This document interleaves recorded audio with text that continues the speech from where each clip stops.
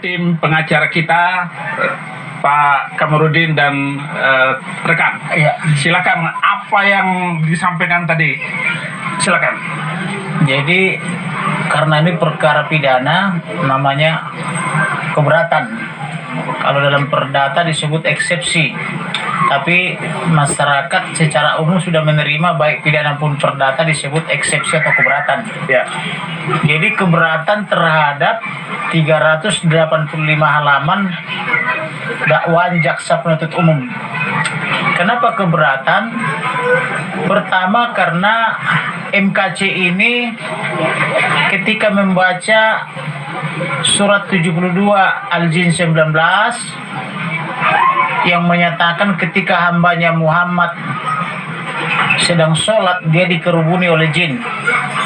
Kemudian itu dibaca oleh Abdul Somad untuk membantah tuduhan daripada Abdul Somad yang menyatakan bahwa di salib itu ada jin kafir. Maka MKC mengatakan bahwa tidak benar di salib ada jin kafir, tetapi yang benar adalah di surat 72 Al-Jin 19. Kemudian Abdul Somad berkali-kali mengatakan bahwa kafir dalam arti Yahudi, Nasrani, Katolik pasti masuk neraka. Akan tetapi MKC mengatakan bahwa ceramah atau tuduhan Abdul Somad itu tidak benar. Yang benar adalah bahwa golongan orang yang termasuk dalam surat 19 ayat 71 surah Al-Maryam itulah yang pasti masuk neraka karena merupakan suatu kemestian atau ketetapan daripada Allah gitu. Kemudian lagi-lagi MKC karena dia Pak Haji lama bekerja di Arab, dia paham betul tentang bahasa Arab. Banyak teman-teman kita orang Indonesia bisa melafalkan bahasa Arab tapi belum tentu mengerti berbicara dalam bahasa Arab. Tetapi terdakwa MKC atau klien kita dia pasti berbahasa Arab. Dia dan istrinya Ibu Haja Watmah lama dikerja di Arab sehingga paham betul bahasa Arab. Maka dia padukan bahasa Arab dengan bahasa Indonesia, yaitu Assalamualaikum warahmatullahi wabarakatuh atau Alhamdulillah Yesus. Mengapa terdakwa atau klien kami MKC mengatakan itu? Karena MKC ini adalah manusia yang unik. Kenapa saya katakan unik? Dia seorang muslim atau yang beragama Islam tapi percaya bahwa Yesus adalah Tuhan dan juru selamat. Biasanya muslim itu secara umum hanya percaya Yesus atau yang disebut Isa itu adalah nabi atau utusan, hanya sebatas itu, tidak sampai kepada Tuhan. Tetapi karena MKC membaca surah Al-Maryam 19 ayat 33 di mana di situ ada narasi yang mengatakan diberkatilah aku waktu lahir, diberkati waktu mati, dan diberkati waktu dibangkitkan kembali. Maka ini ditimang-timang oleh MKC, berarti Isa atau Yesus itu pernah lahir, pernah mati, dan pernah bangkit kembali. Kemudian MKC lagi-lagi membaca surat yang menyatakan Isa itu adalah manusia tersuci, terkemuka di dunia dan terkemuka di akhirat. Maka MKC menimang-nimang dengan segala keterbatasannya, siapakah terkemuka di dunia, terkemuka pula di akhirat? Kalau terkemuka di dunia, kira-kira mungkin Raja Daud atau Raja Sulaiman. Itu pun belum tentu seluruh dunia tuh. Kalau di Indonesia mungkin terkemuka Jokowi kan gitu. Tapi kok ada terkemuka di dunia, terkemuka pula di akhirat. Dan kemudian ditimang-timang lagi oleh siapa namanya MKC, hanya Allah yang adil. Tapi Isa juga adil karena dia hakim yang adil. Kemudian hanya Allah yang tahu hari kiamat. Tapi ada lagi dibaca oleh MKC bahwa Isa tahu pula hari kiamat. Nah, inilah yang menjadi pertimbangan daripada MKC sehingga dia terus mencari penelusuran tentang apa maksud daripada tulisan-tulisan atau surat-surat ini sampai dia menemukan surah Yohanes 10:30 disebut Yesus berkata, aku dan Bapa adalah satu. Jadi Yesus dan Tuhan itu satu, sama-sama satu di dalam Tuhan. Dibaca lagi Yohanes 1 ayat 1 bahwa Yesus itu adalah firman yang hidup.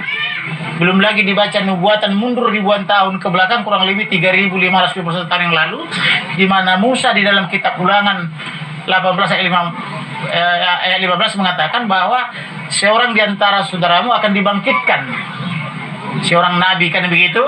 Nah, di antara saudara Israel, berarti dia dari keturunan Israel. Nah, itu mengarah kepada Yesus juga. Kemudian sekira 800 tahun lalu lagi dia baca lagi itu kitab Yesaya 9 ayat 5 mengatakan, seorang anak telah dilahirkan, seorang putra dibangkitkan, lambang pemerintahan ada di atas bahunya, namanya disebut penasihat yang ajaib, Tuhan yang perkasa. Loh, kok anak lahir disebut Tuhan yang perkasa, penasihat yang ajaib, kemudian raja damai. Jadi ada 7 nubuatan di dalam satu ayat, dan itu sudah terjadi semua di dalam diri Yesus. Kemudian ada lagi nubuatan terhadap Yohanes yang sudah dinubuatkan juga dalam kitab Yesaya bahwa jalan yang berliku akan diluruskan, gunung lembah diratakan. Itu diulang lagi dalam Yohanes, dapat dalam nubuatan Yohanes.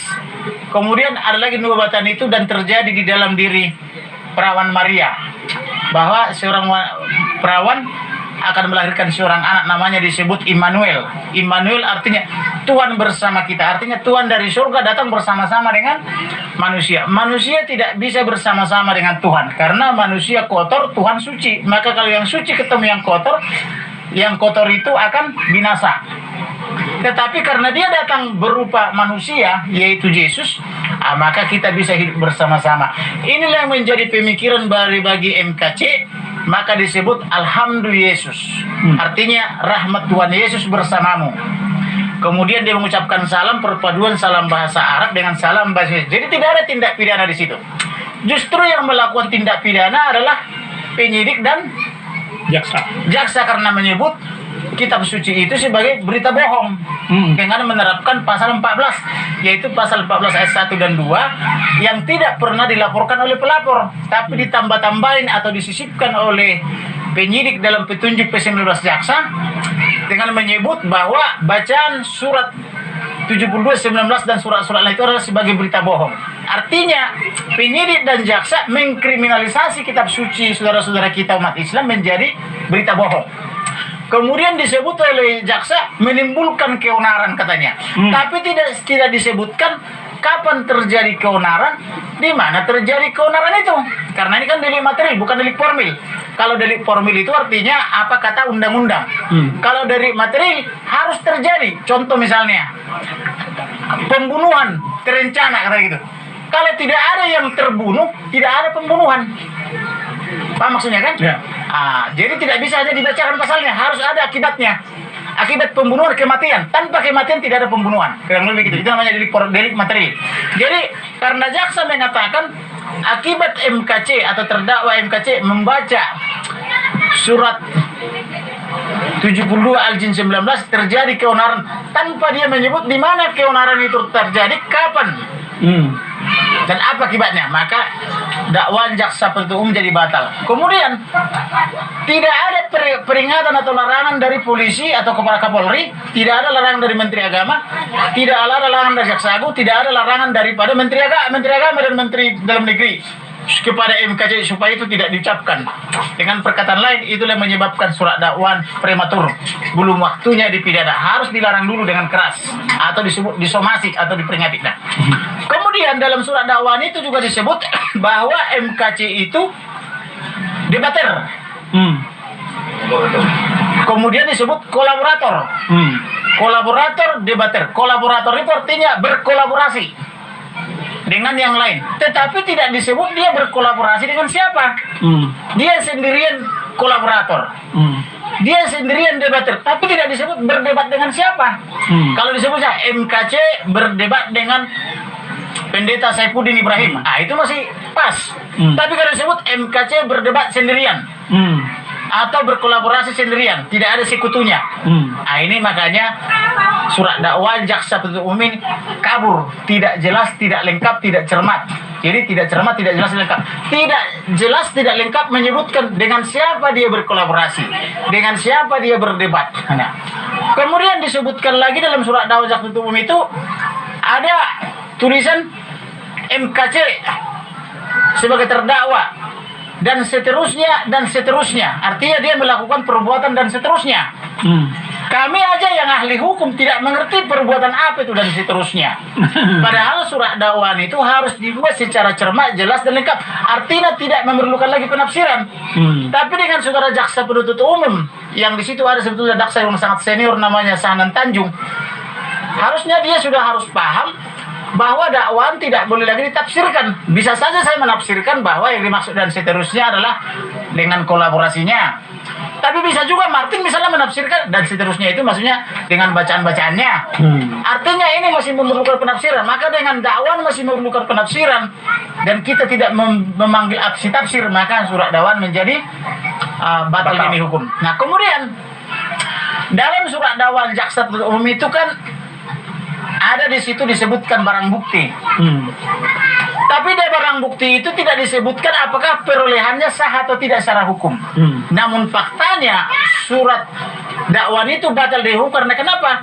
Karena barang bukti itu diperoleh dengan kejahatan. Artinya penyidik Cyber Polri melakukan kejahatan, yaitu masuk ke rumah orang dengan cara paksa dan mendobrak. Yaitu disebut dengan pencurian dengan kekerasan atau pemberatan. Pasal 263 junto pasal 362 maksudnya 363 dan 365. Nah, dengan cara mendobrak rumah orang. Kan tidak boleh dong penyidik mengumpulkan barang bukti dengan kejahatan. Sedangkan penyidik Cyber Polri ini begitu dia MKC membaca surah Al-Jin 72 Al-Jin 19 21 dia dilaporkan, 20 langsung tersangka, 23 itu penyidik langsung datang ke Bali.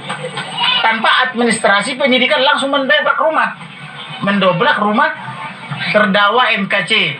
Lalu mengambil songkok dan handphone dan laptopnya tanpa ada izin dari Ketua Pengadilan Negeri Badung Bali, tanpa ada surat perintah penyitaan, tanpa ada surat perintah penggeledahan dan sebagainya, tanpa izin Ketua RT RW, tanpa izin Kepala Desa dan Lurah. Kalau begini modelnya, ini sama aja dengan negara preman.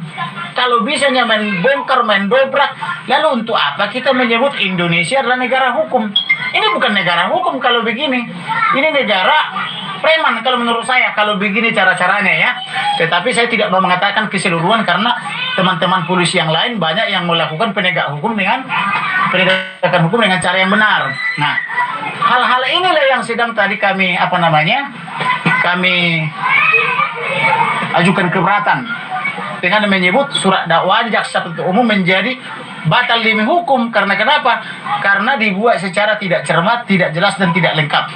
Kemudian secara formil jaksa itu hadir 15 orang bergantian membacakan surat dakwaan. Tetapi yang menandatangani surat dakwaan itu hanya Sahnan Tanjung. Tidak ada jaksa yang lain yang tanda tangan. Jadi keberadaan 14 orang lagi di situ dari 15 jaksa itu dipertanyakan. Kalau kami nih misalnya kami kan 4 orang nih. Kamarudi Simanjuntak, Lukas, Desi dan Febri. Ada surat kuasanya. Maka kami berempat berhak membaca surat keberatan di hadapan majelis hakim dan di hadapan jaksa. Nah, kita pertanyakan di jaksa, kok yang tanda tangan 1, yang hadir 15 orang dan yang membaca 14 sampai 15 orang. Oleh karena itu secara formil surat dakwaan itu karena hanya tanda tangan 15 orang tidak sah. Harus ada penjelasan yang menyatakan ada hubungan hukum 14 orang lagi jaksa itu dengan surat dakwaan ini. Sehingga dia berhak. Contoh misalnya, jaksa itu kan memang satu kesatuan di negara Republik Indonesia di bawah Jaksa Agung. Advokat juga satu kesatuan di bawah Peradi, walaupun Peradi pecah. Jadi tidak bisa karena dia di bawah Jaksa Agung, lalu jaksa-jaksa yang lain dihadirkan. Nah, apa bedanya dengan kami? Karena kami satu kesatuan dalam Peradi, maka pengacara-pengacara di luar sana, saya dibawa ke situ, rombongan ikut membaca, kan tidak boleh toh? Harus ada hubungan hukumnya antara penegak hukum itu dengan produknya, yaitu antara jaksa dan surat dakwaannya. Kemudian terdakwa MKC ini kan dilaporkan atas perbuatan tanggal 20 pada tanggal 21 Agustus 2021 di Dirsaber Jakarta. Tetapi yang dilaporkan oleh pelapor ini kan perbuatan tanggal 20 Agustus 2021. Tetapi yang dimasukkan oleh jaksa ke dalam surat dakwaan adalah perbuatan-perbuatan dilaporkan. Jadi hal yang tidak dilapor oleh pelapor dibikin jadi objek dakwaan, makanya ngaur dan kabur. Rasain lo jaksa. Jadi artinya jaksa ini dan penyidik ini saking bencinya terhadap kasus ini atau saking bencinya kepada MKC yang berlebihan, dia menjadi tidak objektif sehingga dia yang sibuk sendiri mengemas BAP dan dakwaan tanpa prosedural. Keberatan kita ya atau eksepsi ini. Saya pribadi dan juga mewakili tim penasihat hukum meminta kebijaksanaan Majelis Hakim Ciamis ya. Tadi kami sudah paparkan panjang lebar ya mengenai proses-proses yang dilakukan oleh penyidik untuk mendapatkan saksi. Jadi ini inline dengan keberatan kami bahwa Pengadilan Negeri Ciamis tidak memiliki kewenangan ataupun kompetensi relatif untuk memeriksa, mengadili, dan memutus perkara ini. Kenapa? Di samping didasari oleh KUHP,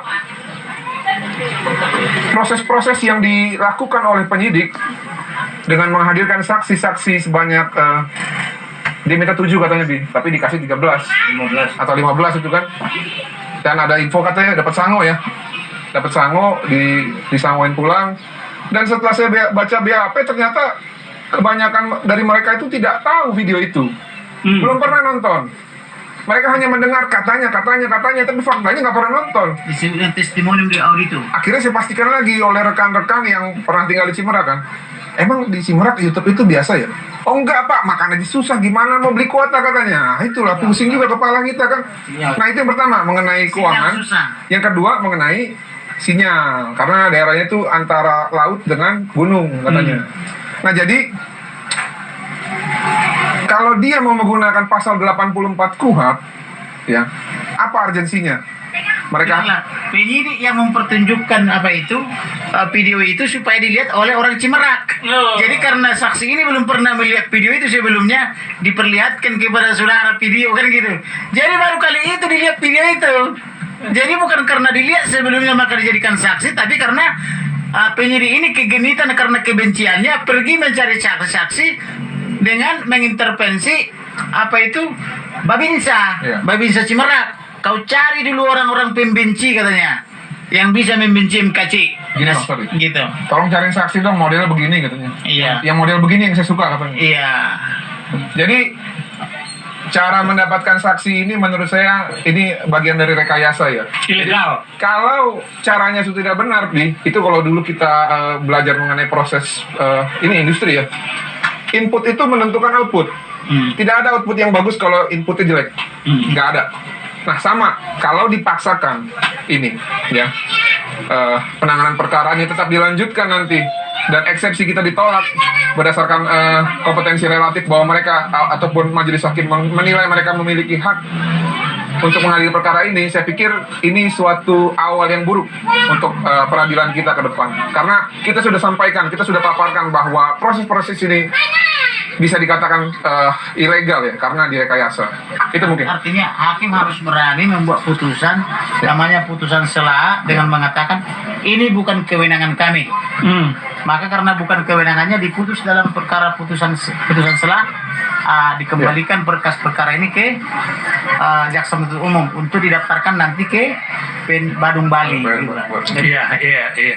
Tapi saya percaya rencana Tuhan ataupun bagaimanapun dia punya semau dia, bukan semau penyidik, bukan semau jaksa ataupun hakim dunia, tapi semuanya biar kita serahkan kepada Tuhan. Masih ada lagi? Masih ada lagi.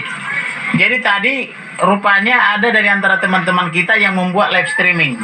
Iya. Itu jaksanya ketakutan sampai bergetar. Oh. Mengadu ke hakim. Bu Hakim, ada live streaming atas sidang ini. Jadi yang ditakuti apa ini? Jaksa ini justru live streamingnya. Padahal ini persidangan terbuka untuk umum, siapa saja boleh melihat. Artinya karena siapa saja boleh melihat persidangan ini, maka seperti persidangan-persidangan lain di Jakarta dan sebagainya atau di luar negeri, maka boleh disiarkan ke seluruh dunia. Ya. Namanya juga sidang terbuka untuk umum, kecuali perkara kesusilaan itu tertutup, perkara rumah tangga tertutup. Tapi karena ini perkara umum berarti berhak umum mengetahui perkara ini, maka tadi rupanya ada yang membuat live streaming. Tapi yang ketakutan jaksa ini sampai ketika penasihat hukum terdakwa membaca nota keberatan, mereka berunding terus gitu, ngomong-ngomong terus. Gimana nih? Sudah ketahuan belang kita, mungkin kurang begitu. Diskusi mereka kan, karena saking panasnya pembacaan surat keberatan itu, akhirnya mereka tidak sabar lagi. Kita langsung disela. Padahal kita lagi asik membaca keberatan. Izin menyela, bukan tidak bermaksud tidak hormat yang mulia. Ada ini live streaming katanya. Jadi yang ditakuti oleh jaksa live streaming. Harusnya yang ditakuti oleh jaksa dan penyidik adalah Tuhan, bukan live streaming. Untuk apa ditakuti live streaming? Live streaming itu kan hak orang merekam atau mengupload. Tapi kalau kau takut Tuhan, maka hidupmu dan jiwamu akan selamat masuk surga. Yaitu intinya takutlah kepada Tuhan. Maka kau jangan berbuat dolim kepada setiap orang. Jangan kau jahat, tapi berbuat baiklah dan berbuat benar. Berlomba-lombalah membuat kebaikan dan kebenaran. Dan ketakutlah kepada Tuhan. Jangan takut kepada alat-alat teknologi. Jangan takut kepada live streaming gitu loh. Memalukan itu. Terima kasih. Terima kasih. Memang ini live streaming ini membuat orang takut. Termasuk jaksa 15 orang Takut. kencing di celana. Kamu akan tahu itu semua. Bahkan saya tahu ini sedang dimonitor oleh penyidik ini. Penyidik ini sedang monitor pembicaraan Saifuddin Ibrahim. Saya percaya kalau mereka punya hati nurani, MKC harus dibebaskan. Betul. Dibebaskan. Karena tidak ada kesalahan gitu. Tidak ada kesalahan. Oh, masih ada kok sebuah kitab suci lebih parah ajarannya daripada itu. Terima kasih. Tuhan Yesus memberkati. Demikianlah cuplikan videonya sahabat, semoga bermanfaat. Salam damai dalam satu Tuhan, karena hanya ada satu Tuhan untuk seluruh umat manusia. Marilah kita berdiskusi dengan baik dan benar agar kita bisa menemukan Allah yang benar. Immanuel, amin.